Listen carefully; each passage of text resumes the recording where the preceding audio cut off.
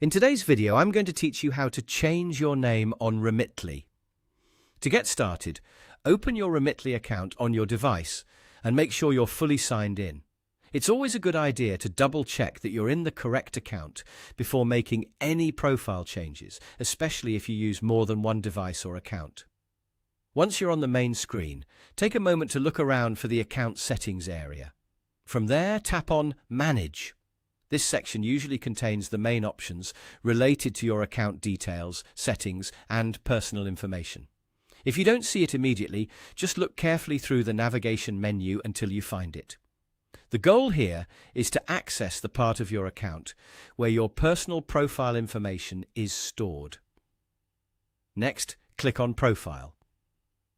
This is the section where Remitly keeps your basic account details, including your name.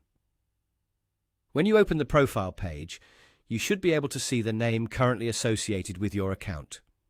Take a second to review it carefully so you know exactly what needs to be updated. Once you see your name, simply click Edit next to it. This will allow you to make changes to the existing name on your account. Enter the correct name carefully and make sure everything is spelled exactly the way you want it to appear.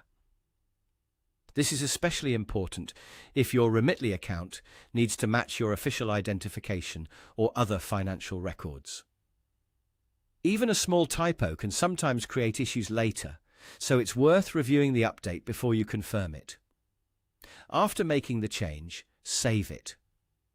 Saving is the final step that applies the new name to your profile. Don't close the app or leave the page too quickly. Give it a moment to process, and if needed, check the profile page again to confirm that the updated name is now showing correctly. That's all it takes to change your name on Remitly. The process is simple once you know where to go. Open your account, go to Manage, select Profile, edit your name, and save the changes. If the update doesn't seem to go through right away, try refreshing the page or reopening the app and checking again.